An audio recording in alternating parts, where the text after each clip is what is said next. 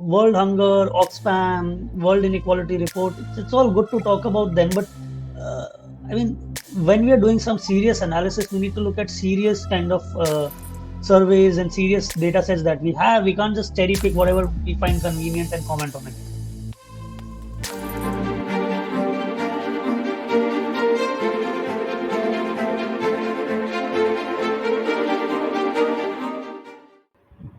Hello and welcome to Questioning Mind. I'm your host Sagarika, and today I have with me Karan Bhasin. Karan has been, he's a New York-based econometrist and he's a PhD candidate.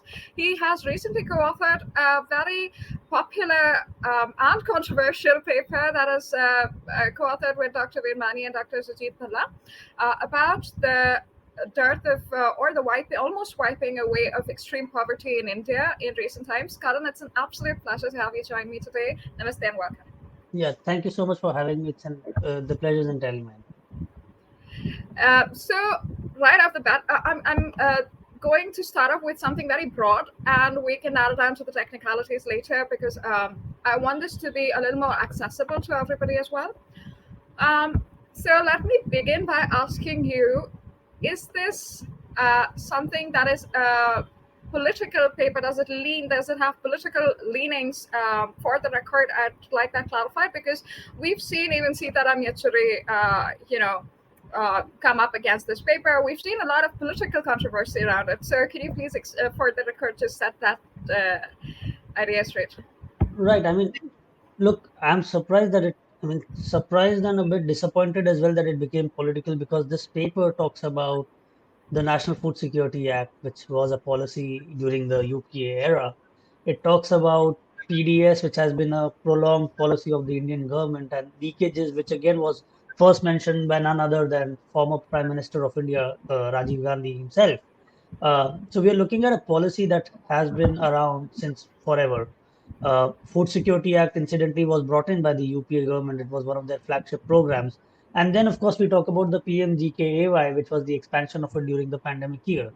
So I don't think that there's anything political about the paper, but I do think that there's a bit of an issue every time that there is this massive drop in poverty estimates based on the existing poverty line. There's just an utter disbelief in India that this can't be true.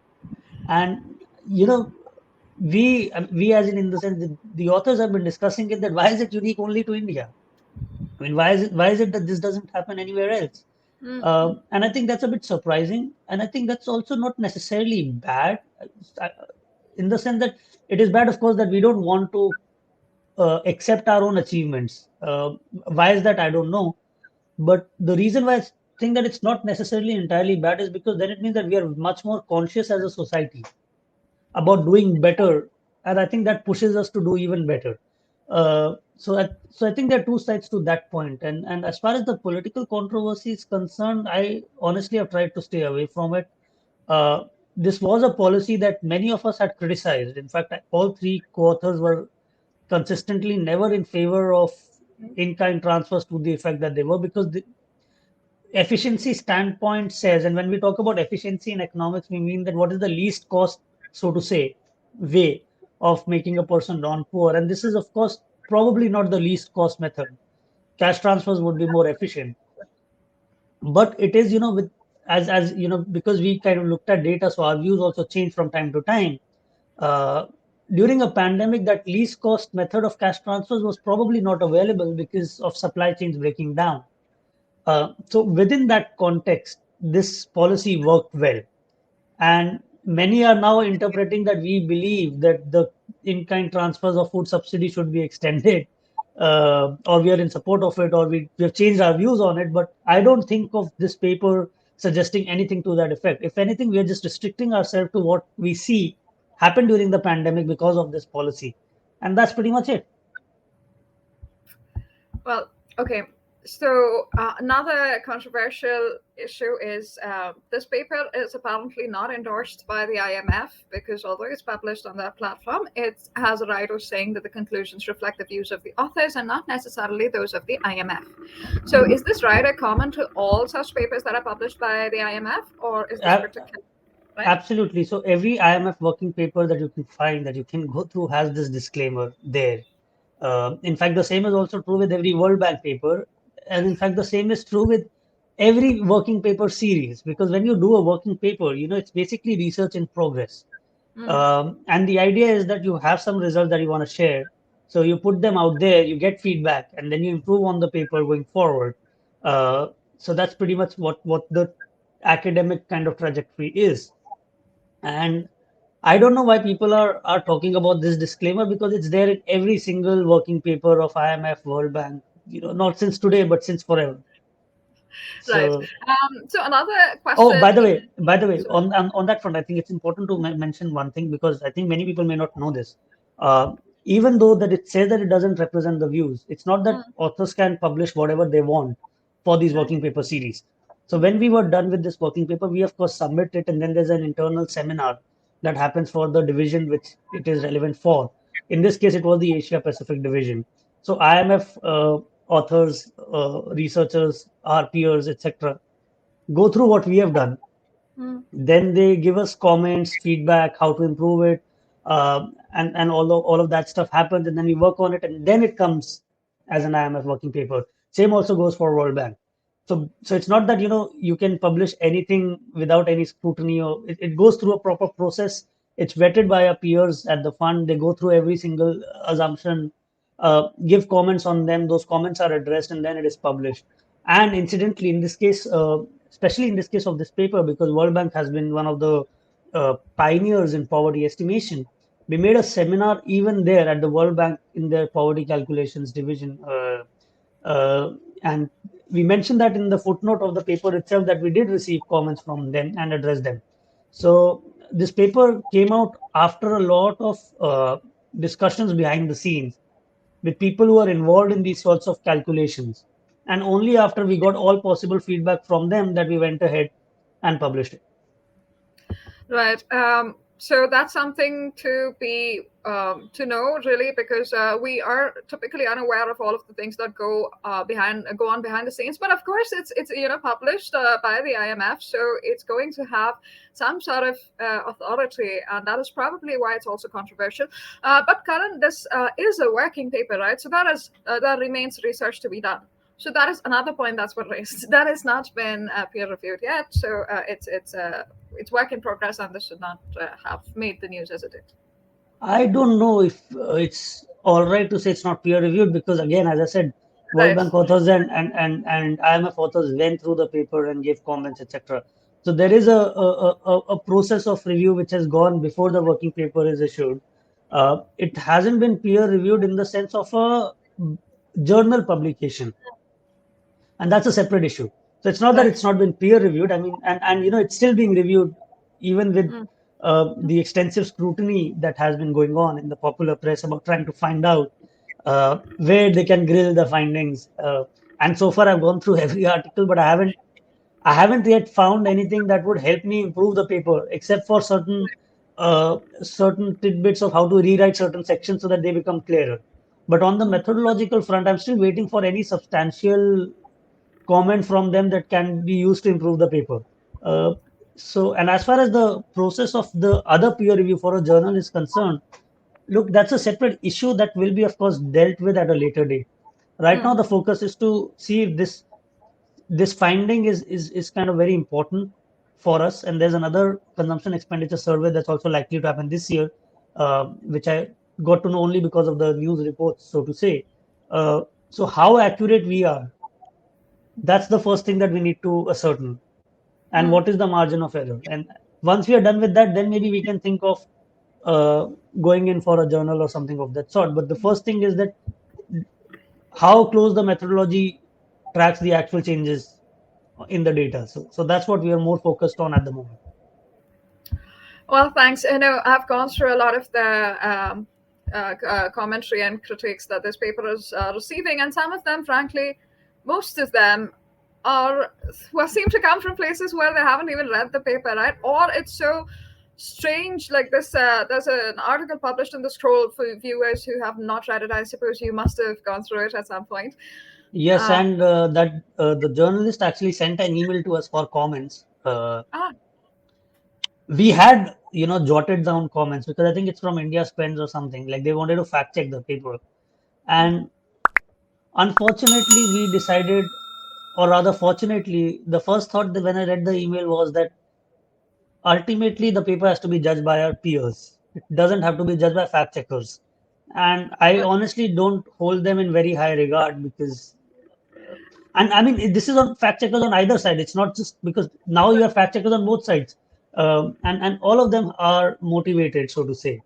Um Sure. so I didn't want to get into that slugfest of kind of trying to resist what they were doing. So we didn't send them, and we realized that they didn't read the paper. We realized that those who have commented on it haven't read the paper.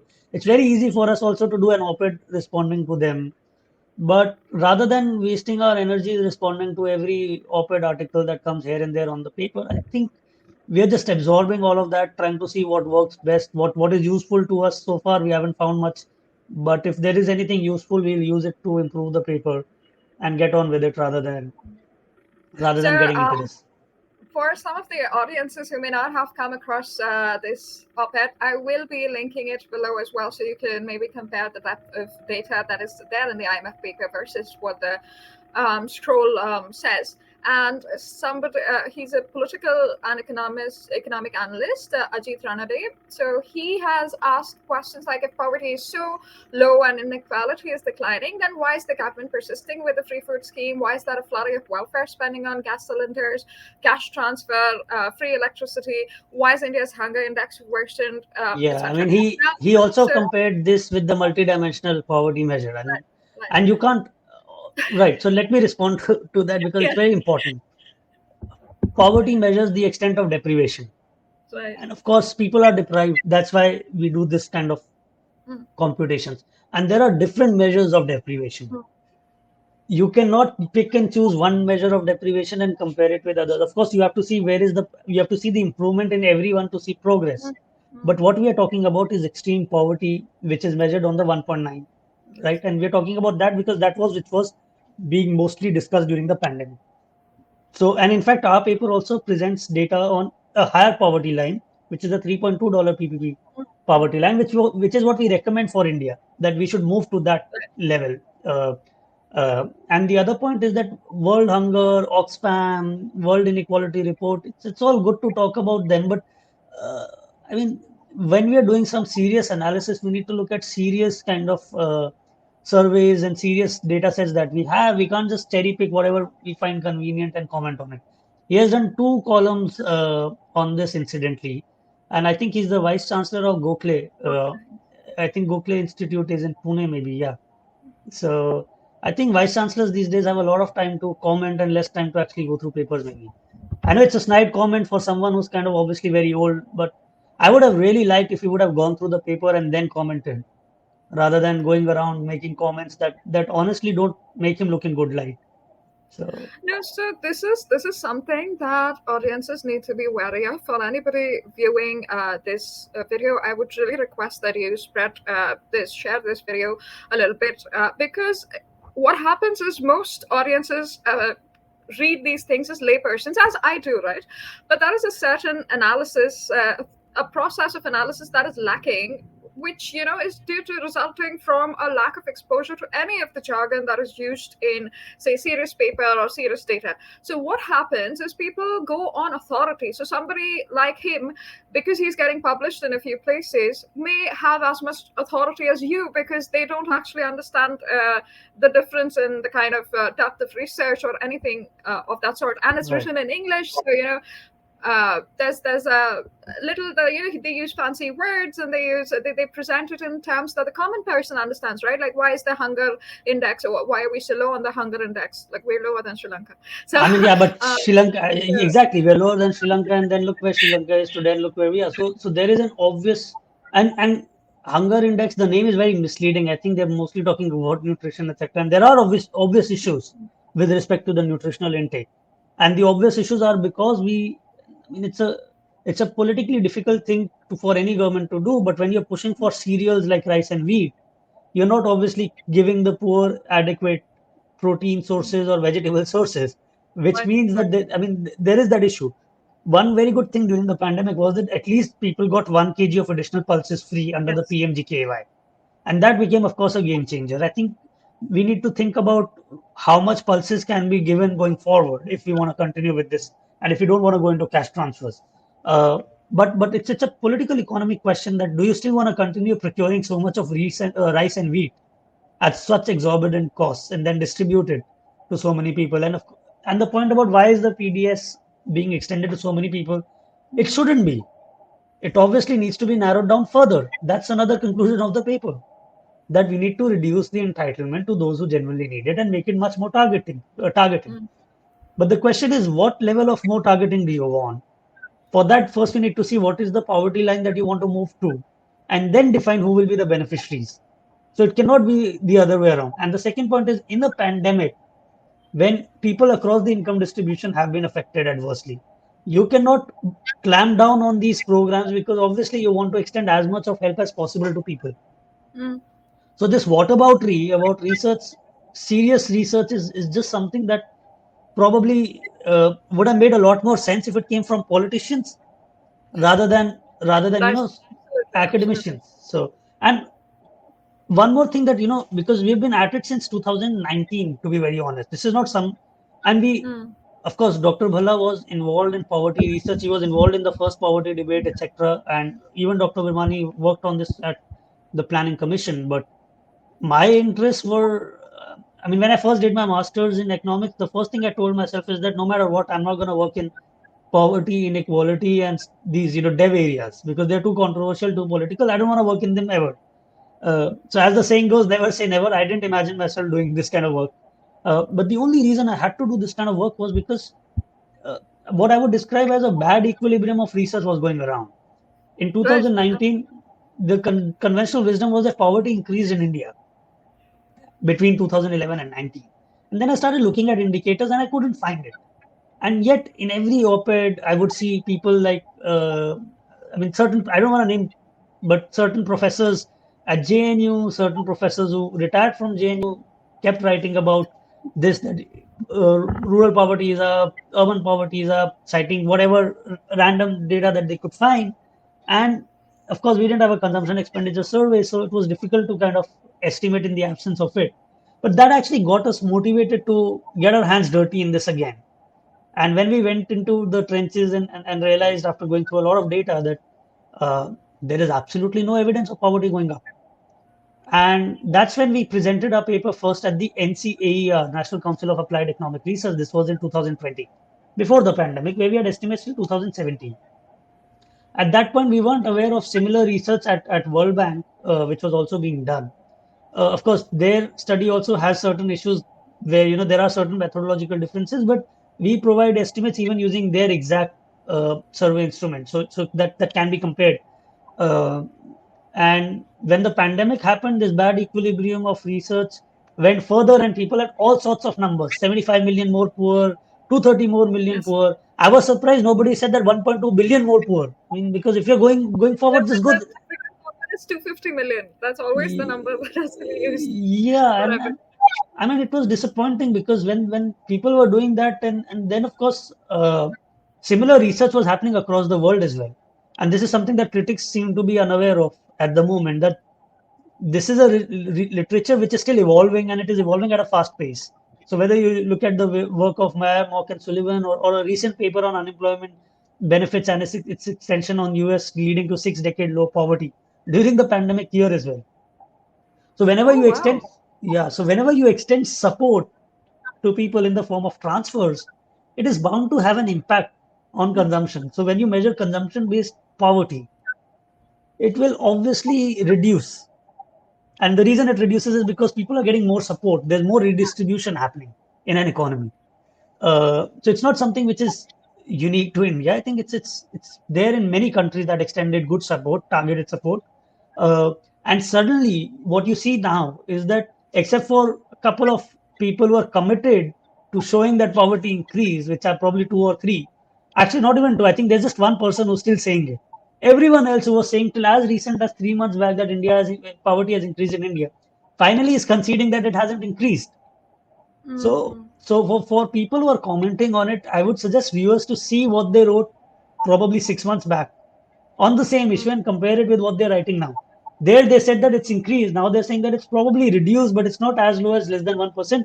Might be between 5 and 10%. But earlier they were saying that it's gone up. So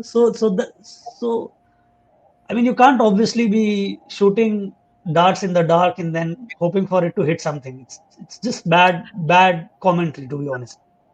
So this issue that you mentioned, right? There's one thing I've noticed, and in another video we've I'll link it up there. It's about, yeah, generally narratives around this. As we go on in an age of information, it seems like there is a lot of information that is being consumed, and this information is often in the mode of commentary rather than research or data. And we are a data poor country, as India is an absolutely data poor country, but also not so much that there's no data that there's no reporting that India does on world affairs either. So we have very little control on how the world perceives us so far. But also there is a lot of motivation in using imagery, a lot of poverty porn and atrocity porn. Well, not atrocity porn as much now, but there's a lot of imagery around the poor people, trains, and eating on the streets. That sort of imagery from some time ago, and the idea that it conveys is that people are starving,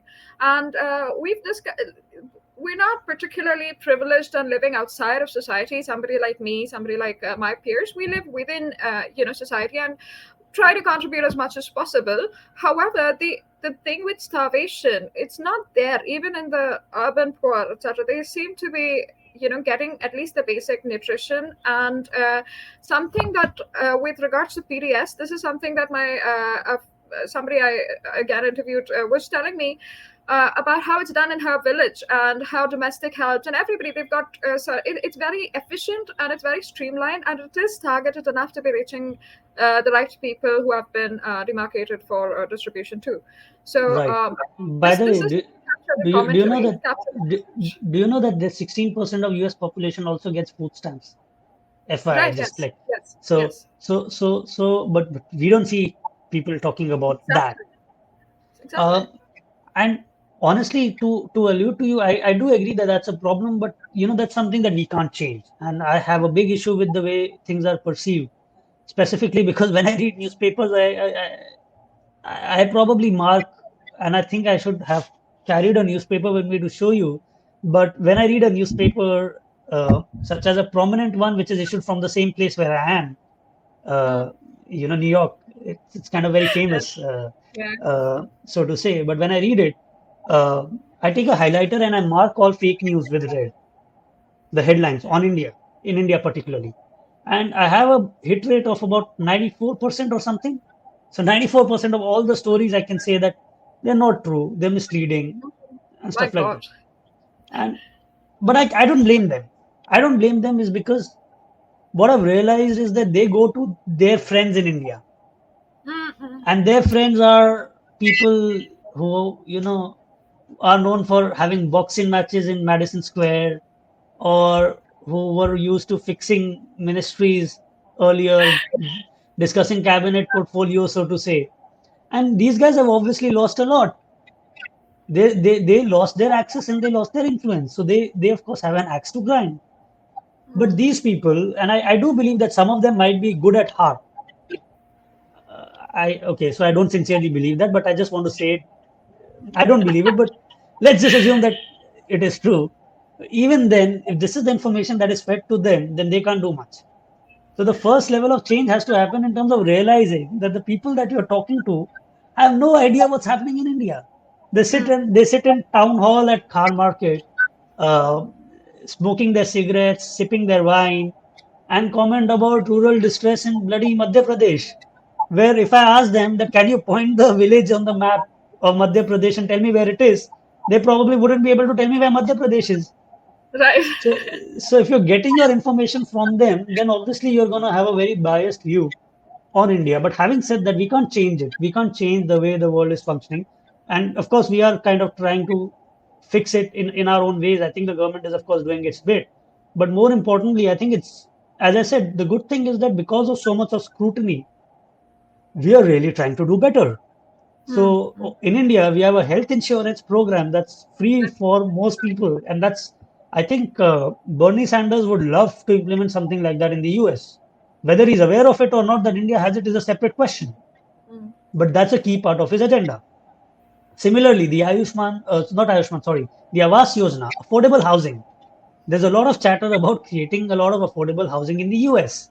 In India, we seem to be doing that. So I think there is a level of information that we need to put out there so that people understand that the things that you seem to be fighting for, at least the progressives seem to be fighting for in the West, are actually being done by somebody that you think is not at all progressive. So how do you reconcile with that fact and how do you reconcile with that information? Then that determines whether you are good at heart or not. Because after that information, if you change your views, then it is a case of biased information feeding it like a garbage in, garbage out. But if that also doesn't change your views, then probably there's some problem with you and there's no problem with us. No, that's something we've definitely come to see, and it's been discussed that you send these people. They don't speak the language of India. When they report on India, I don't think it's possible to do in China. When you go there, you have to speak Mandarin, and you have to communicate with folks before reporting on China, typically. So in India, that's not only not a prerequisite; it's something that's definitely not looked for. Even when a job description is offered by the paper that you mentioned, they have a Yeah. specific stance that even before you apply, you know how you should think before you join them. So that's something. But since you mentioned the Awas Yojana, right, and I have a ton of questions for you, Karan, but the audience does too. So I'm going to put up that question, especially since you mentioned Awas Yojana. This is from Aniket Deshpande, and there's a writer to his question. How much has the access of free rations? I believe he may not have read the paper in completion yet, but he's specifically mentioned how much have homes under Awas Yojana helped in eradication of poverty. Right. So we didn't do analysis into Avast because it's, uh, I think, as I said, our measures would be obviously at 1.9 an overestimate of poverty. They're by no means a lower bound estimate. So to say, even though it may seem because it's less than one, so people might think that this is the lowest that it can be, but we don't Mm-hmm. take into consideration PM Awas or LPG subsidy and all of that stuff. We just look at the PMGKAY alone. But it would have helped. The issue with this, and I think somebody should do it, maybe in the next economic survey, the government should look into this, hopefully they would, is that how much of free housing has impacted further. Because when you give a house, you can take the imputed value of the rent into the consumption expenditure and then present the numbers. So that sort of assessment can be done, and we obviously have the data to do that effect. But for free rations, it's anywhere between 2% to 3% difference that they make, depending upon which state you're looking at and depending upon where you are. Basically, the food subsidy in the pandemic year per se went up to 14% of the poverty line. So if your poverty line is 1.9, 14% of that you were getting in the form of subsidy support. So anyone who is kind of 14% below that level automatically moves up. Mm-hmm. And that's the correct way to kind of uh, look at this. For free rations, it might be marginally less because again, PDS has existed forever. So free rations would have added around 1.5%, which was the additional incremental entitlement during the PMGKY. Right. Okay. But in the absence of this, of course, poverty would have gone up. Of course. Yeah. So we have, so how would I give a single number? It's difficult to give a single number. Let's just say that anywhere between 1 to 3% depending upon which state. Okay. That is not including Awas Yojana, right? The homes. Yeah, This is that's just not including. including Awas. Yeah, just food transfers. Yeah. Right. Now, will the government rationalize the schemes once a target is achieved? Will they be extended with sustenance support? Do you know the answer to this? I don't know what the GOI will do, but I can suggest what they could do. So, look, I think the first thing that we need to do is think what should be the poverty line and whether we want to extend rations to people above the poverty line or whether we want to extend it to less amount of people, make it more diversified in the sense that we would continue with the free pulses, if so to say. That's the first choice. And the second choice is that if we are increasing the poverty line, do we still want to continue with PDS or do we want to go to cash transfers? The second becomes important because it means that you're dismantling, of course, the procurement system, etc., which incidentally government has said that they don't plan on doing that. So even though that might be a better system, but I don't see that happening. So we can ignore that as a reality for the moment. Uh, This is a very welfare-oriented government, and I think they do not want to get out of that space of governance yet.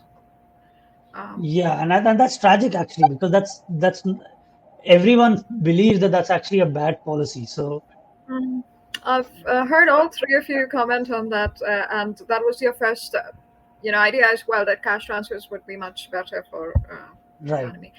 Um, I will come to the other audience questions shortly, but why would you want cash, like for the audience, if you could explain why you would want cash transfers over PDS at this time?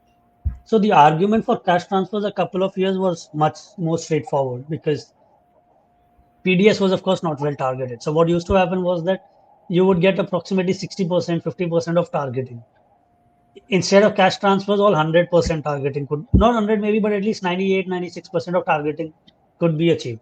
Because in the PDS system, first you procure, then you store, then you Mm, distribute. There are all kinds of administrative expenses that get added on. Then there's wastage of food, uh, rotting in go downs, transportation costs, all of that stuff, which kind of, makes it a more costly mechanism, so to say, where the leakage. leakage, yeah. So leakage and administrative cost ensure that the amount of fiscal spending that goes into the program is not at all equal to the amount of fiscal support that poor get. Cash Okay. transfers, of course, bypasses that problem. And the reason why public procurement was done at that time was that you wanted to give income support primarily. Price support was viewed as a mechanism to give income support to the farmers so that they grow rice and wheat, because we were, of course, not a very, we didn't have surplus food at that time. Now things are different. We have surplus food. We need to diversify. Uh, so it honestly doesn't make any sense to continue with that program. And for income support now, you can always do DBT. So in the name of the farmer that you want to serve, just double the PM Kisan amount and give that to them and do cash transfers here until you end up having a much more direct impact. Because I don't think government should be in the business of telling the poor person that you eat only rice and wheat. If you really care for, if we really care for nutritional intake of the poor, why are we forcing them, the genuine deprived, to eat only rice and wheat, which is sufficient for sustaining but not very healthy? If we give them food, they can choose whether they want to have milk, whether they want to have meat, whether they want to have eggs. Why should we impose our food choices on the poor? It's a very important question that I think people need to start asking our policymakers. That do poor not have the right to nutritious food? I think there is some impetus being given by the government now to cultivate millets as well as a Yeah, healthier option to rice and wheat, which is good. It suits our climate as well, and ecologically right. much friendly. Another question that I have is you've mentioned that we want to keep the same poverty line. Why are we keeping the Tendulkar line instead of the one suggested by the Rangarajan Committee? And I know you've mentioned it, but is that something that you would think needs to be implemented? I would say we should move to 3.2. I mean, because it's a more standardized, kind of makes it easier to do comparisons. Because Tendulkar poverty line was very close to the dollar 1.9 poverty line.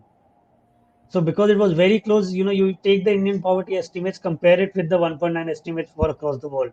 So it makes cross-country comparisons easy. Easier, right? Yeah, and Okay. I don't I don't I don't think we should continue with the same poverty line because of course it's not meaningless. Mm. 3.2 still shows a lot of variation within states. Certain states did badly during the pandemic despite support. Certain states did much better. We don't present the state level estimates in this paper, but of course, while doing the calculations, we have separate estimates for rural, urban for every state. And one of the things that we are willing to do, in fact, what we will do eventually, is that after we are giving people time to point out flaws in the methodology. So we are being very, kind of patient, and we are giving them a lot of time. So we're going to wait for a couple of months. And if the current criticism is the best that they can hit us with, then honestly, there's nothing for us that we need to change on the methodological front. And what we're going to do is we're going to make the poverty line for every state, rural, urban, poverty rate for every year for every state, rural, urban, separately from 2004 onwards, publicly available on website, including the consumption distribution, so to say, and the PDS of take. So if anyone wants to reproduce our results and they don't know programming, they don't know anything, they can run our programs or even do it using Excel.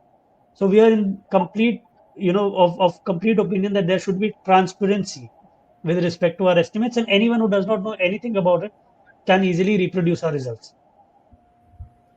Right, that's a brilliant idea. I think a lot of people will look forward to that, and I can't imagine the blow up that happens afterwards. Right.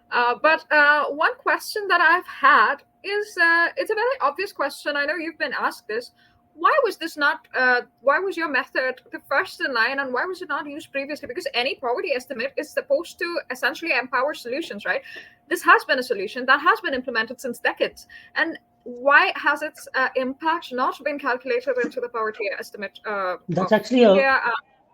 right. That's actually a good question. And even while we were implementing this, we were thinking that why it hasn't been implemented because it made a lot of sense to us. See, the thing is that when you do cash transfers, people of course have more income that they spend, so it gets accounted for in the consumption expenditure.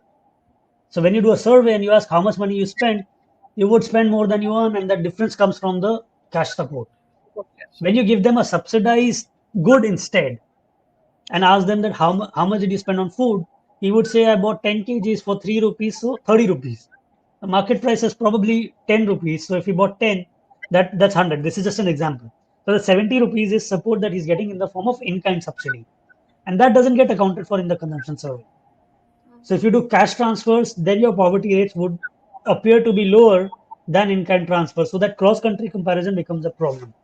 That's the reason, that's the intuition why this should be included. Uh, Now, why it wasn't done earlier? Food Security Act actually came in India in 2013. It didn't. The scheme existed before, but it was an open-ended scheme, and because it was an open-ended scheme, the leakage was quite significant, and the impact was very less. So, I mean, if you look at the percentage of poverty line, and we have a very nice table in the paper that shows that it has been increasing over the years. It became a big issue, or rather a big part of the poor support system after the Food Security Act, which is after 2013. And unfortunately, we didn't have a published consumption expenditure survey post 2011. So there was no opportunity to use this method, which of course made it the first ever way to do this for India. Mm. I believe that there has been a lot of work around similar issues in other countries, of course, not with treatment of in-kind transfers, but in general about definitional issues. As I said, the unemployment insurance impact of that on uh, poverty in the US during the pandemic. Then there's another literature which is still brewing, which is on child tax credit, which was given during the pandemic, and what it did to poverty estimates in the US. So this is something which is really evolving and coming as a new kind of thing of its own.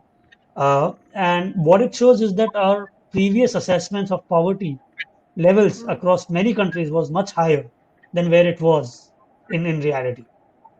Right. No, it would be very interesting to have a standardized method where all of these welfare schemes were kind of accounted for in a more standardized fashion by country. But I think that's going to take a few years if it's not thought of already. And that Right, would also require us to revisit the poverty lines estimates for poverty lines as well. right, right. Let me add one more quick thing here because since we're talking about measures of deprivation, and I wanted to add this when we were discussing the multidimensional poverty index. Many people seem to believe that we would have done badly on it. That's the conventional norm. So many people who are questioning elimination of extreme poverty are saying, "Oh, look, what about the multidimensional poverty index?" Now we have NFHS survey of 2015, which was used for the computations done by the NITI Aayog, Mm. right? So that gives us the base first level estimate of what multidimensional index is on poverty in 2015. Mm. In 2019-20, we have a new Right. NFHS 5 survey. What does it show us on access to drinking water, access to electricity, access to Mm. toilets, access to bank accounts, especially for women, uh, access to chulas? So when eventually that data is released, the unit level data, so to say, and I'm looking forward to its release, you will see that even the multidimensional poverty has come down drastically even during the pandemic. Because Mm-hmm. whether you have a toilet or not has nothing to do with whether you have a job or not. Right. Right. Whether those are long-term kind of trends, long-term provisioning of public goods which are happening irrespective of any changes or any income shocks. So those who are hiding behind multidimensional index today will be questioning it maybe 2 months, maybe 3 months, maybe 6 months from now. So I would Mm. urge the viewers to bookmark any analysis using multidimensional index by any of the authors on op-ed pages today, tomorrow, whenever they have time. And when the new data is released, read this again and read what they say then, and then you will realize that these guys are not consistent at all. And that's the greatest evidence and the greatest tragedy of Indian commentariat. Commentary on India, I would say it's not merely the Indian commentariat, it's also all the commentariat across the world, including our partner nations who estimate India's any metrics related to India on their own very non-standardized terms. But since you mentioned employment. I actually had a question, and you had, I think, correct me if I'm wrong, but had you suggested that the money be diverted back into the economy once the pandemic stress is not felt as much from the, entitlements, and how would this? Yeah, how do you expect it to impact the poverty estimation for, say, next year, especially when employment is not high? Right. I mean, I think, see, the per capita levels of income have risen from the pandemic levels. So I think there's a very strong case to take back the additional support. But the reason why it hasn't been done is because government is cautious. There might still be distress in certain pockets. So although I think that the reason why it hasn't been reversed has nothing to do with that, maybe it's something entirely different. I don't know. Uh, but I think on the economic rationale, there's no reason why this should be extended because even without the additional support, what you might find is that poverty levels won't go up because the per capita incomes are now back to the 2019 levels. And without the doubling of the entitlements, even in 2009, it was at 0.8%. So it will more likely be around that level, zero point 0.8, maybe zero point 0.6, depending upon where the uh, real consumption PFC is in that particular year. So I think that's one thing that we need to recognize that we did extend what was then a temporary fiscal shock. So there was a fiscal expansion which was supposed to be temporary to take care of it. And now that that income shock is gradually disappearing, the temporary support should also gradually dissipate over a period of time. So that's the correct thing from an economic standpoint to do. And that frees up, of course, a lot of resources. Now, where those resources need to be spent, uh, since we're talking about deprivation, I would say one very good thing that the government has been doing is it's putting in, and this is even before the pandemic, it was putting in a lot of resources into health. And when I say health, it's building new medical colleges, it's building new aims in every possible state, adding to capacity of our doctors. We anyway, I think, have a large army of doctors that we produce in any given year, probably the largest in any democracy, maybe. And we are, of course, adding more and more capacity every year. So I think those are the things that we need to keep in mind because uh, as we become richer and as our population starts decreasing, that capacity would also gradually decrease. So we need to kind of get used to the idea that when we are expanding capacity, we need to focus more on quality of expansion now because the population is no longer growing. So that is one very good metric where we should focus on because not every AIMS is the same as AIMS Delhi. It's like IIM, right? IIM Ahmedabad is good, but there are IIMs now You're going to make a in. lot of people feel really bad with that. I know, but I mean that's the correct way to do because uh, in a growing population, these things don't matter because you can create as much capacity as you can. Things will keep getting better and better. In 5, 6 years, we will have a problem of empty schools. Right. Right now, we have a problem of less teachers. Then we'll have a problem of too many primary That's teachers. been challenged, actually. That's been contested because nobody's taken into account the lower number of students that are going into schools, and the dropouts have not been accounted for. And it's different state-wise as well. So there's a paper on this. Right, Maybe I'll link it down, but that's also right. been contested. Yeah, but I mean, if you look at it, when your population of young are going down, Mm. there will be areas where you wouldn't have the same amount of people going into primary education. Mm.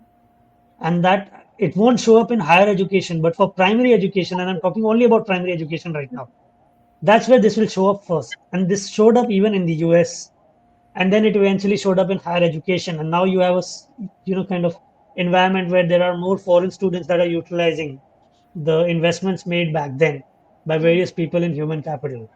So it wouldn't be very different for us in India because this is a transition that happens in every country. It happened in Japan, it happened in US, it's happening in China as well, incidentally. At some point, it will happen in India. Whether it's 5 or 10 years, that's something that only the next census will tell us. But it is bound to hit us. So this would be a good time where we shift our focus to quality of education, quality of healthcare as a service and healthcare education. Uh, because we have already expanded education. We have more girls in colleges today than we did 5 years Mm. earlier. Mm. So that gender parity has gone up. And Right. what people don't realize is that we are the largest producers, so to say, quote unquote producers of college graduated English speaking Mm. working age people in the whole world. Mm. So clearly, on the supply side, we've got a very good supply. What about quality? Can we do something to make it better? Can we make it more standardized? Right? Do we need to update our curriculum every year? Make it more in line with.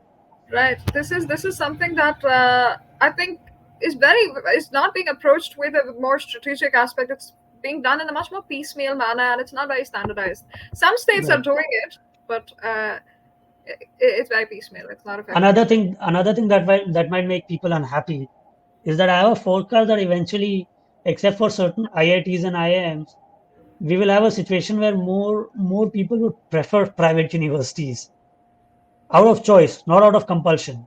Right. Reason being that A, they don't have restrictions on how much money they can spend. They're Mm. focusing and putting in a lot of resources into research. So, like in the US, you have a lot of good private Ivy colleges, universities, where people want to go over and above the state schools. A similar trend would be very visible in India as well. Take a look at ISB. Fantastic place. Can someone say that ISB in any way is inferior to an IIM? No. It's built that reputation over the years. It has some of the best minds teaching there, some and attracts some of the best talent from across the world. So, so there is a systemic reset that is happening, and that means that even the state needs to reassess its role in these sectors as well, which are so to say social sectors. And many people might say why, but I think it's you can't contest these trends because this is exactly how it plays out in most democracies with a considerable role for the private sector. The private sector would be more swift and efficient in terms of aligning itself with the requirements Mm. than our public sector. Take a look at even IITs. Many people there eventually end up doing additional courses to study data science, even though their field is, say, mining and minerals, etc., because there are not many jobs in mines and minerals in India. But he would get a much better, high paying job as a computer engineer. So then, do we still need so many, mines and mineral seats if people are not really interested in it? And then the other question is, why is it in India that we like people to do an IIT and then do an IIM? Which kind of again, what is it an optimal use of the resources of the state? Absolutely. So those are some of the issues. Because see, on investment in the economy, I think we're doing a lot of good stuff on capital investments, roads, railways, and there are binding constraints that people don't realize. People want us to spend more and more in these areas, but one infrastructure project requires tendering, and then there's supervision, and then we obviously have a capacity constraint in terms of state capacity to do all of that. And when you have that capacity constraint, then you need to find newer ways to spend money. And these are some of the newer ways of spending money, which is that you put more money in human capital going forward rather than physical capital. But of course, I mean, it has to be a healthy balance because our physical capital also requires a big uplift. I mean, our cities have to be livable, which is what even the PM has been saying, that make at least one good livable city that attracts global talent. Mm. But state chief ministers and state third tier governments don't seem to get it. Right. No, this is something that is part of democracy, right? Anybody who is starting a project will have it be shut down if a different government comes to power. Hmm. So that is definitely the fragility that any democracy faces. But well, let's hope it gets better, and Yeah. especially when it comes to infrastructure, because our manufacturing and the lack of global talent, both are so lacking. It still is something that we need to increase state capacity for at this time. Hopefully, that's something that is visible in the next 5 years, because it's been a long time. Right. We've seen some improvement, but it's not in the direction that, especially when it comes to industrialization, it's not as prominent as it is for connectivity, which is good. Right. We've had the Northeast be connected, and we can hope for more things there. But and Kashmir as well, Jammu and Kashmir, and But by the way, did you see that India's finance minister interacted with the representatives of US university during a yes, trip to yes, US? yes, And they brought up the issue of setting up universities in Gift City, which right. is of course a new city that they're trying to build off a global scale. I think that's a fantastic way of trying to push some of this. Of course, there will be resistance from certain private universities in India, but I think there is a gradual shift in focus even within the policymakers for it. So I seem to agree with you that there is some optimism that hopefully it is going to happen much sooner than what we anticipated. Good to hear that. Good to hear the optimism there. I see. I do have more questions, but I think Right. the audience questions should be answered. And let's see if we have time for mine. So this comes from somebody called Sad Nature on Twitter. So, what are some other successful models followed in the other parts of the world to tackle extreme poverty, and if they can be implemented in India?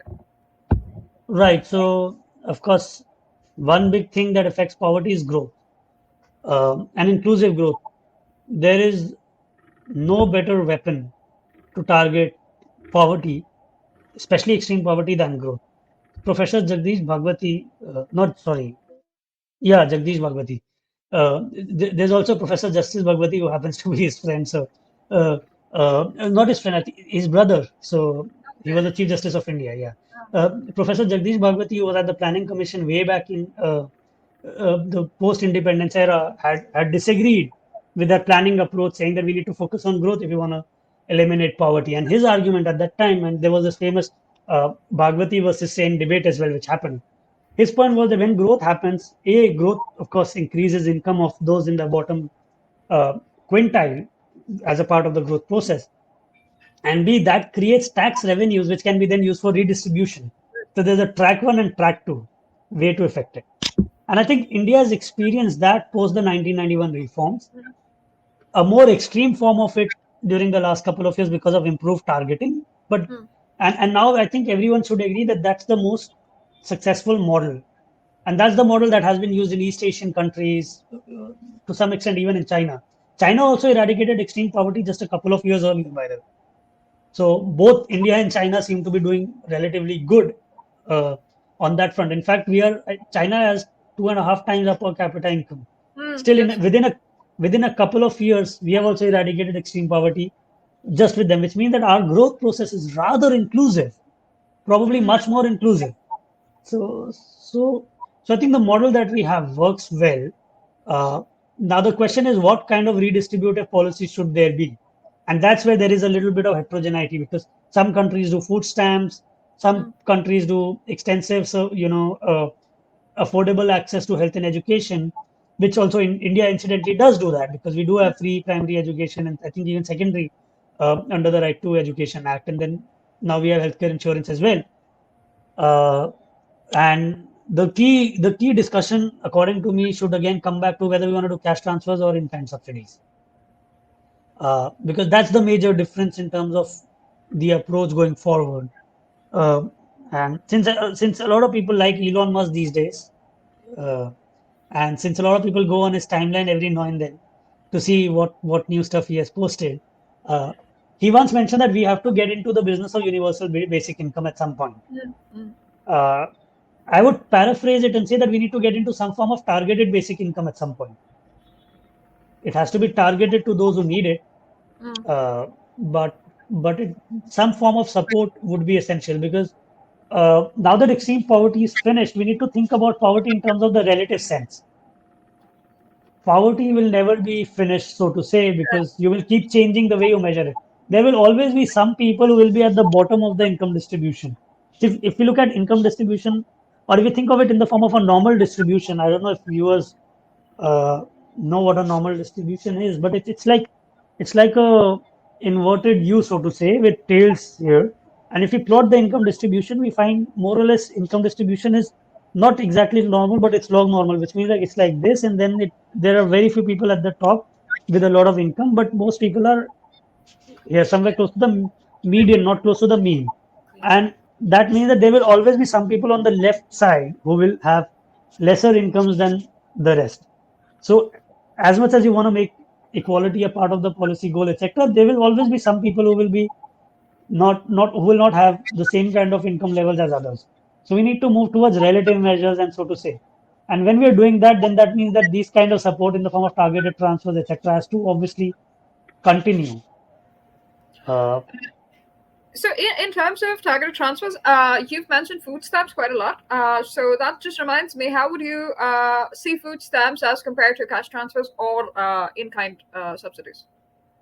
I think the idea is kind of similar. The difference is that, uh, and this is what I understand because I have to go through the exact model Mm. of how they do it. I mean, unfortunately, I haven't met anyone who uses the system. So you get to know more about the system when you know someone who's using it. But the idea is that you give the idea of a food stamp in general is you give a food stamp, and people can go to any retailer and buy food using that stamp. Uh, and I think a version of that in India would probably look like a combination of in-kind transfers and cash transfers, because you can give a smart card, a rupee enabled smart card, or maybe even a mobile based instrument where they have a stamp of sort. They can go to the store and use the money which is in their phone or in their card to buy food, anything that is listed as a food item. So could be meat, could be eggs, could be anything that they want to eat. No restrictions there, but cannot include liquor, cigarettes, and stuff like that.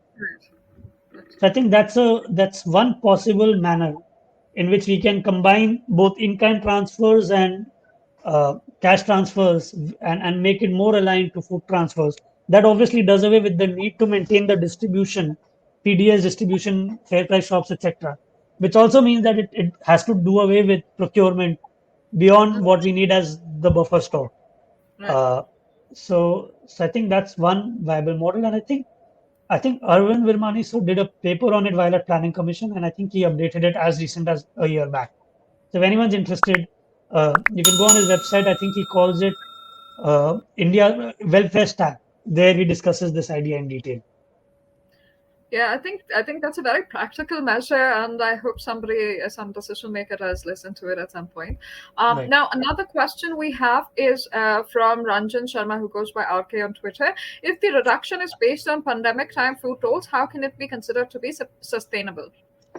This goes back to what we were discussing about the pandemic being a income shock, temporary income shock.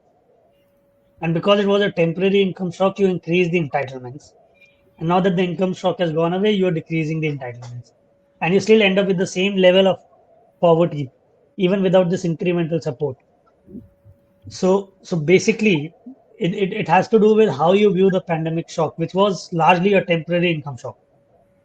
So So, for the audiences, can you tell us, the levels of pre-pandemic extreme poverty and where it's expected to be? So, it when was did this happen here? 0.76% in 2019. Right? So Yeah, that is why a lot of people are more shocked because there's no before and after context when the commentary is ongoing. right, That was already at 0.76 before the pandemic. right. So And I mean, that's another issue that we had with a lot of work on pandemic poverty. They give point estimates. Point mm, estimates. Poverty increased by this much million people. That's it. What was the prevalent level before? And whether you're using the uniform recall method, modified mixed recall method, no, nothing of that sort. Poverty increased by 73 million. Everyone took that, made headlines, and we have no idea of how they arrived at those figures because they don't give us a time series. And when we started writing the paper down, we were very clear. We will give people a time series going all the way back to 2004. So you can see what exactly has transpired in every year. since 2004 till 2020. And as I already mentioned that we are going to make our results state-wise, rural urban results public very soon and fully reproducible. You can reproduce them. You can play around with targeting assumptions and see what impact it has. We use a targeting factor of 86 for the PDS. There's a study by Center for Global Development, Alan Gelb et al., which has it at 91%. 91%. So that 5% increased targeting makes a big impact on the prevalent poverty level in the pandemic year itself. Mm, mm, Probably it might even be lower than zero mm, point 0.8, so to say. But as I said, we are presenting an upper bound because when it is at less than 1%, presenting an upper bound is a safer idea than going further. So All right, we're trying to not be over optimistic, so we do that. But right. I mean, if this much optimism causes so much controversy, imagine the actual numbers. But another question, and this is the last audience question I have from Suchita, who goes by Pool Patti Girl. Uh, so she has a question on work from anywhere, work from home. Being more common today. So, in the urban stress being reduced in terms of personal income burdens like higher rent, higher prices for food, higher taxes in different situations, if that money is spent for more meaningful things, will this social change be of any use towards nation building? Say, if you're not going toward the mall or the movies, so is this going to eventually help a nation building? I do think that I do think to some extent there is this work from anywhere will be a systemic shift of the way in which we do things. And within that systemic reset, policies also have to be reset to be in line with the changes that are happening in the economy. Now the question is that if this money is spent for meaningful things, excuse me. So I don't know what do we mean by meaningful things here per se, but okay. So let me gather my thoughts. Excuse me. So look, there's this policy of one nation, one card, Hmm. which we have now, where a migrant worker can have his PDS card from his village, but he can access rations in urban areas. This wasn't there before. And to my surprise, it wasn't there before because in such a simple idea. I mean, think about it. It's like improving the life of the migrant poor It's not only substantially. yeah, can you imagine the loss that they had to face before because of this? Right. I mean, it's like incentivizing people to stay in the villages in their low income jobs for free Right, rations rather right. than, I mean, so more on that later. First, let me answer this question because I think I'll digress otherwise because Sure. that pull and push factors on agriculture is also an important discussion point. But in 2011, the same idea was proposed to the government then, and it was shot down by the NSE, which was very surprising because the NSE, anything it did, it said that it did in the name of the poor. Imagine if we had the one nation, one card at that time, it would have been a game changer for poverty estimates even prior to the pandemic. That it took so much time to recognize this. I think it was a lost opportunity for policymakers at that time. I think, and there was tremendous support to do it because we had the Aadhaar-based infrastructure readily available to be deployed to do it. But and to its credit, the current administration has kind of recognized that this infrastructure can be used to improve targeting, and they've readily deployed it. They've used it to improve efficiency manifold. So, and what we see now is a direct impact of that efficiency. Poor people now see the state as giving them a helping hand, and because of that, when I was watching some interviews of people in Uttar Pradesh, everyone said that they did get free rations, and my research was showing that they were getting it. And then there were these Hmm. survey that people were doing, which were for separate reasons. They were doing it for probably forecasting election results, etc. But they did ask these questions, and newspapers were highlighting it that yes, they were getting it. So that efficiency is of course important. But that efficiency also means that this is done and dusted. Now we need to move forward. So Right. what is the next big thing? Like as the society progresses, needs change, tastes change, preferences change. So that's one part of it. I think the biggest social change that we need towards building a much more resilient economy, and I think we're doing a lot of that now, is to push capex, Mm, physical mm, capex, because we are lacking in, of course, our physical infrastructure. So first step is to build that as much as we can. Second step is to add to human capital, which I alluded that we need to do that as well. It has to be a mix of both. And once we do that, I think then if we have two or three major cities that become a place which attracts global talent pool and also retains Indian talent, I think mm. that would be a big change. And I don't know if you saw this, but sometime back, Paytm CEO was complaining that he can hire a UI UX engineer, I think UI UX engineer, in San Francisco for a rate cheaper than in Bangalore. Bangalore, yes. So, and that was a big takeaway for me because you always assume the wages would be high in the US since cost of living is higher. But that means that there is a lot of pull factor for talent in Bangalore. And what are we doing to support it? What are we doing to improve its urban landscape, make the city more livable, decongest the city? I mean, Nothing is Bangalore happening. is, I know, I mean, last I was there, I think was in 2019 December or 2019 December and 2020 Jan. I spent 3 hours going from one place to another. I Yeah, mean, so, it's pretty bad. so, and I mean, even New York doesn't take 3 hours to get from one place to another, unless, of course, the tunnel is blocked or something of that sort. So, so can we learn from experiences of other cities and do something to that effect? Uh, I think there's a great initiative around the lakes that's happening, cleaning of lakes. Yes. So, so there is some work happening. We need to do it at a much bigger scale.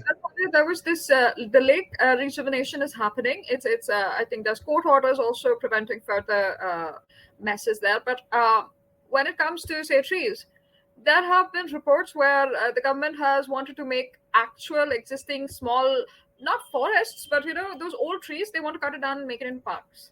So that's Okay. that's not, yeah, that's not helpful for the economy. There's a dearth of holistic policy making there when it comes to standards of living. I just want to kind of, just so that Suchita gets her answer, I think from what I understand, her question is more about the consumer markets.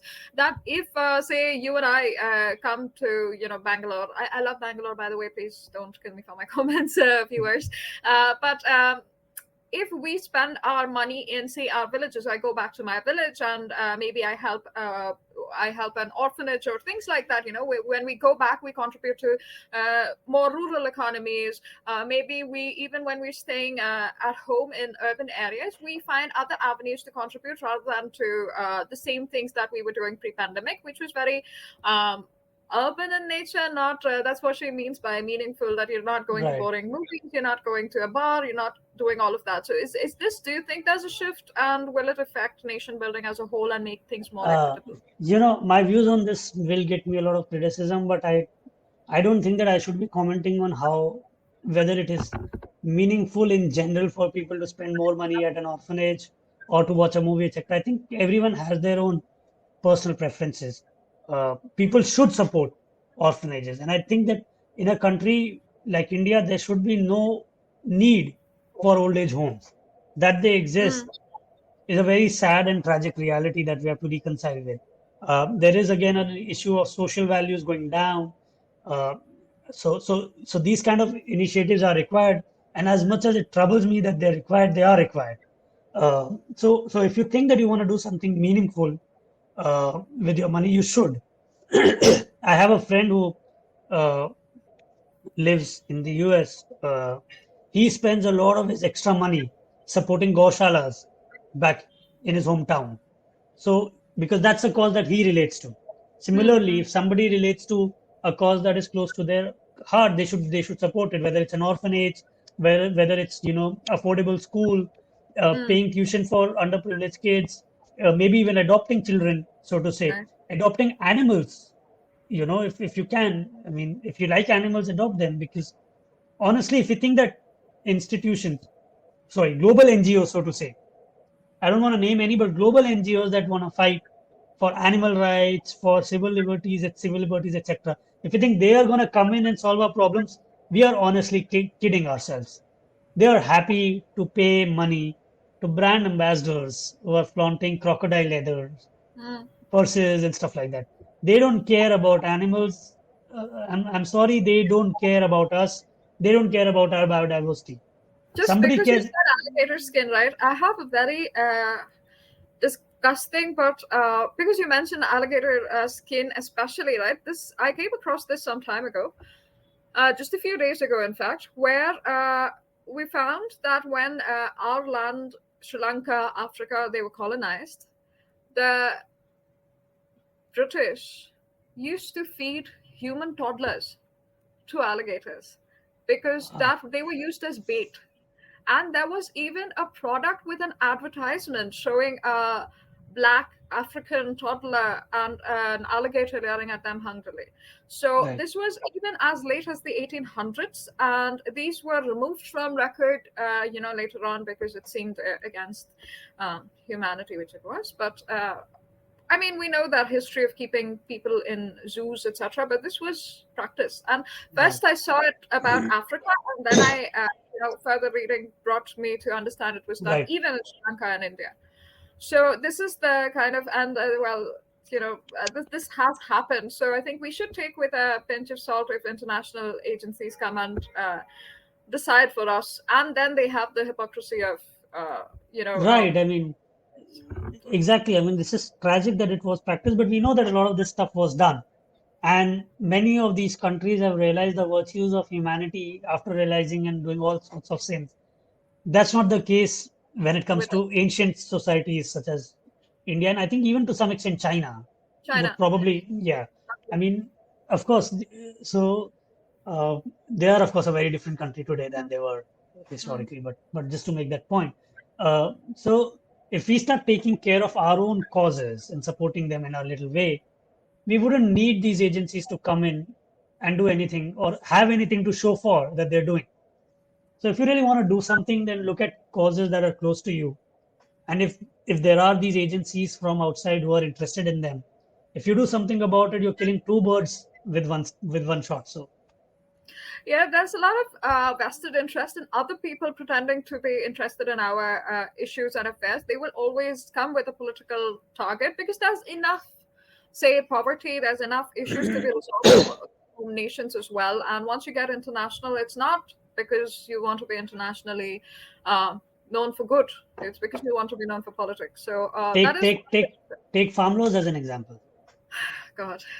I mean, there are climate change activists that supported farm laws, farm protests, which wanted to burn stubble. How do you, and again, I ask this question to many of my friends, how do you reconcile the two? And how do you view her as a her or him so that it's not too obvious, but I think it's too obvious. No, it's okay. I think it's obvious. But I mean, how do you view them as climate change warriors when they themselves are so confused, to say the least, about the cause per se? And I honestly think that it's again troubling that we're trying to push our children into activism. I have Right, nothing right. against activism. In fact, I would say that we need more activism, not less of it. We need to be Mm. passionate about causes that we care about to affect change. But that activism should come from a position of knowledge and awareness about the complexities per se. Karan, I would say that they do think that they have the knowledge. Again, like I said, a lot of what we read today, a lot of information that is readily available is commentary. It's not based, when we popularize a situation, when we popularize a science, it becomes commentary, and there's very little way for students, especially considering the current education system, there's very little way for them to understand. They get carried away with whatever's the loudest, and Right. these things are loud, they're easily absorbed, right? Your data-based research is not as easily absorbed until you talk about it, until you publish a few uh, commentary centric pieces. unlike unlike a data-centric piece, it has to have something as relatable using analogies. These analogies are often equating chalk and cheese, and it comes across as relevant. It's like, why is the Right. government still working on poverty if extreme poverty is eradicated? That's the essence of a lot of the commentary I read on your paper as well, right? Like, Right. why are we giving cylinders if extreme poverty is eradicated? Why should the government even care about upliftment of the rest of society? And they don't Right. understand the measures for extreme poverty. They don't understand the data that discuss it. Like I said, they didn't know that in 2019 we were just discussing that it was already low, and Right. it's just come back to pre-pandemic levels. Yeah. So if this is the level of commentary at the topmost, you can imagine the students being misled into believing, like when you're protesting against trees or again nuclear plants, you're not given the complete picture of what is this going to actually do to the villagers who will lose out on employment. What is this going to Right. do to our imports, and how it affects national security? They don't have that context at all. So while Right. activism is good, I think a solution centric education is much more important now. Which is why, as I said, that human capital is, of course, the next low-hanging fruit. If we can Mm. make our people learn the art of critical thinking and critical analysis, not at the college level, it need not be. I mean, Absolutely. I think CBSE needs to do two very Right. important things at the 10+2 level, preferably at the 10th level, and then, of course, continue till 12th. One, critical thinking. Give them some GRE type passages and ask them to critically analyze what's written Mm, mm, and decipher the difference between what's data backed and what's narrative backed, and give them examples of where narrative backed is not correct, so that they can see, and they, because one of the key things going forward is going to be, in a world where we have so much of information being bombarded to people, how do mm. they signal good from bad, and how do they absorb news and identify narrative from news and separate the two and then form their opinion, because we need to make people become independent thinkers in their own right in the world that we're going forward. Otherwise we'll have a situation where uh, you can convince people against their own interests using a lot of money, and then societies will of course have all sorts of unpredictable outcomes, so to say, which we don't want. And the second point is that taxes. I mean, can we please think about teaching people how to do taxes and how those taxes are used, for what purposes they are used? I mean, people are saying that we have very high fuel taxes, which is true. We do, I was but actually going to come to that question because I read your article on fuel taxes some time ago. So but that would yeah, be my last question as well, sir. yeah, I mean, because if you look at fuel taxes, it's a much more complex. There's one issue of whether our fuel taxes are highest in the world or not. Let's leave that aside, because that's a technical question. I'm not interested in that because that has no policy implications. But fact is that the government gave free vaccines to Mm, pretty much the entire country, not just 2 doses, but now even a booster dose. Obviously, vaccines come at a cost. Expansion of healthcare capacity comes at a cost. Extension of the food stocks comes at a cost. So somebody has got to pay for it. And you know, the yes, fuel taxes are high, but then the government is also using that money to provide for this and at the same time build infrastructure. So if you want fuel taxes to go down, that means that the union government needs to reduce its expenditures. Now those expenditures cannot be reduced on these are called revenue expenditures. They mm, cannot be reduced. This commitment has to be there, which means it will reduce the capital expenditures. So your growth will suffer. So you will lose out on your growth opportunities because of this process. And the other point is, if you don't reduce capital expenditures and you don't reduce your revenue expenditures, then the government is borrowing. And India's context is very interesting in that, because India predominantly borrows domestically.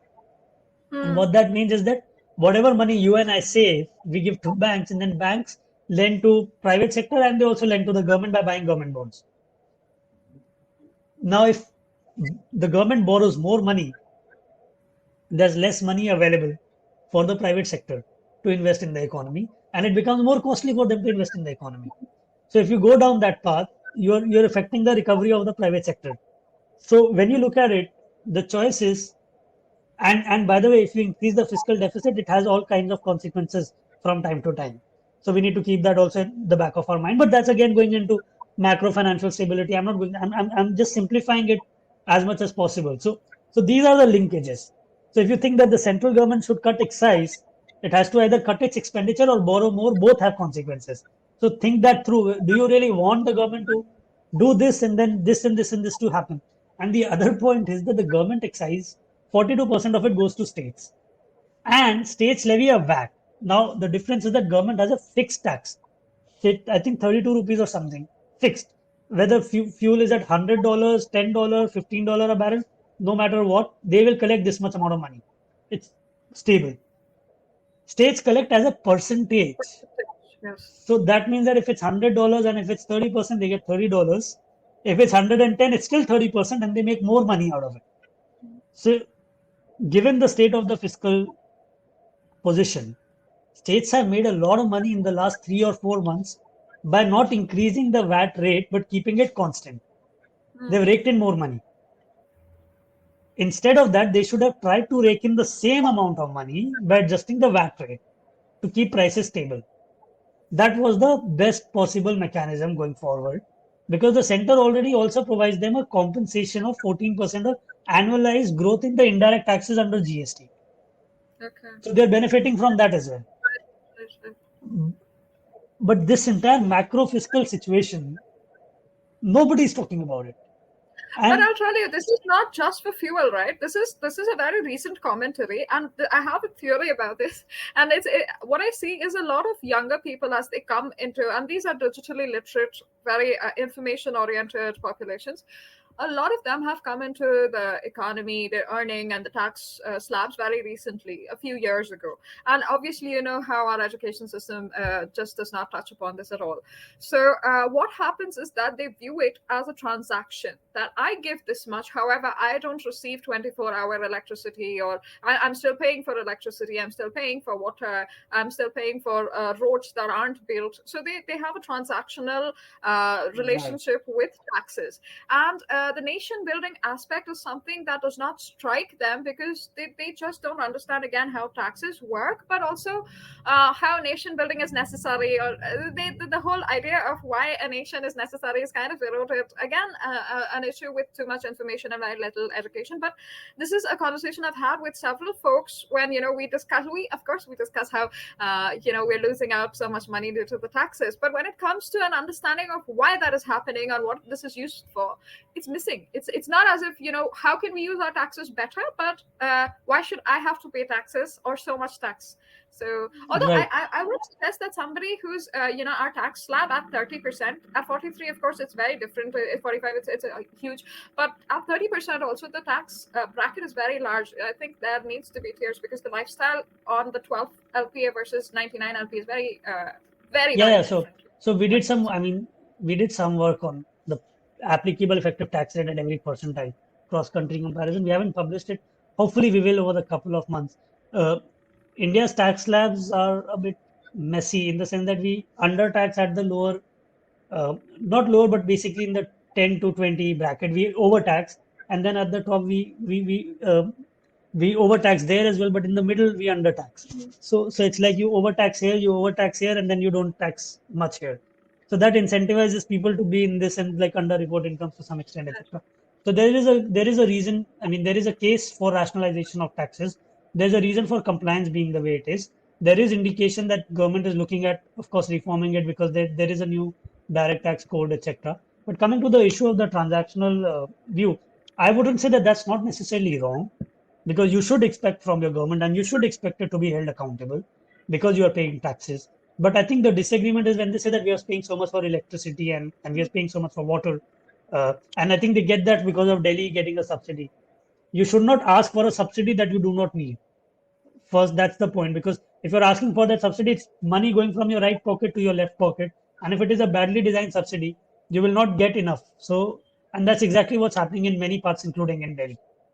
So people have additional power meters, very badly targeted subsidy, and it's a mess. But I myself paid like some $300 or something for my utilities in the winters because gas prices went through the roof.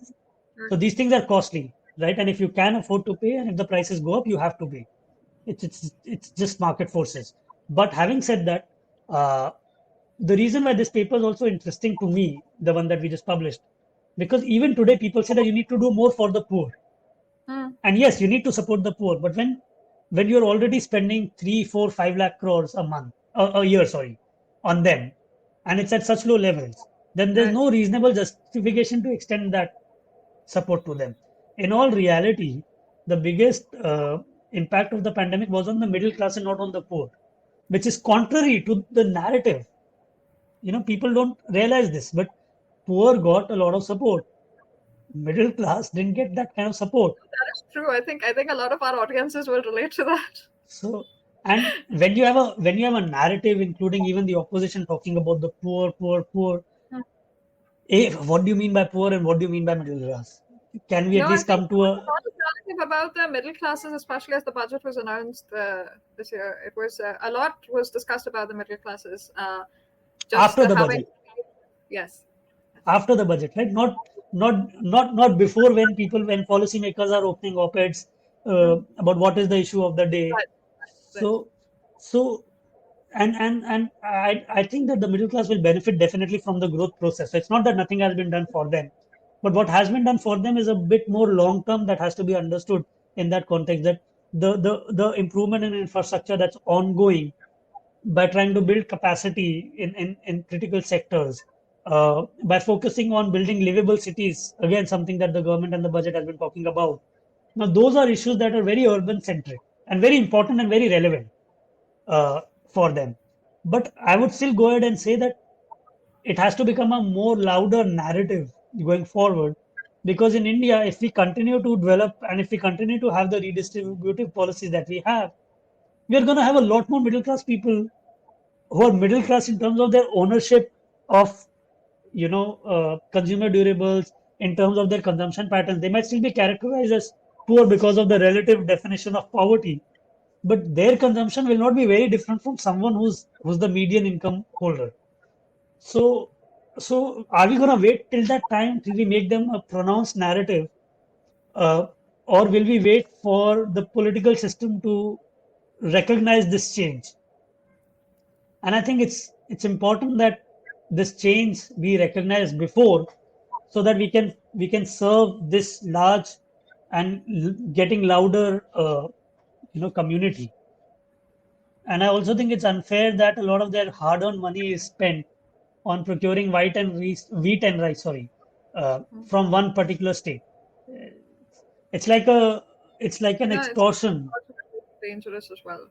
Very, very dangerous. So, yeah, so I mean, and these are, of course, issues that we don't discuss at all in the paper, but they are at the back of our mind, and I mean, they are somewhat implications for this work. That if extreme poverty is indeed poor, then A, you need to revisit what kind of redistributive mechanism you need, and B, what do you do with the extensive resources that are freed up in the process, and how do you plow it back into the system?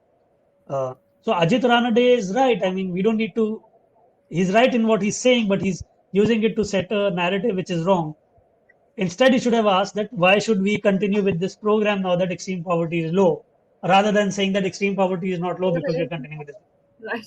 So, Right. Well, that's a good point, and I actually especially like your point about critical analysis and thinking. If possible, I'm going to see how to work on that and maybe have some content for viewers to go through as well, because this right, is something that is very easily incorporated. Right, when you think about it, an additional portion of an exam paper that asks for these answers to such questions is going to be. We had this, right, when I was growing up. At least we had comprehension level English, but it was so pathetic that it has right, nothing to do with analysis or anything. It was merely understanding if this portion was included in the paragraph given. So it was, at least the Hindi language one was slightly more, yeah. slightly deeper in that sense, but the English I language one mean, was really. the first time I opened my college textbook, I was like, "Holy shit!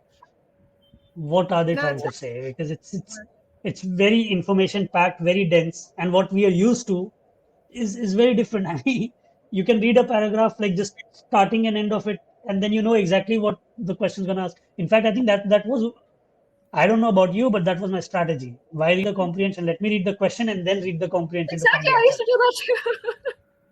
So, Because you knew you'd find it there, and there was no need to analyze the paragraph to come to any right. conclusions. Right.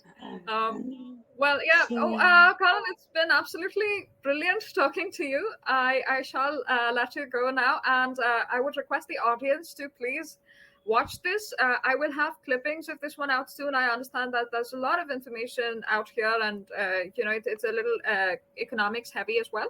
So please share, like, comment, and Karan, thank you so much for your time. It's been an absolute pleasure, and I definitely look forward to chatting again.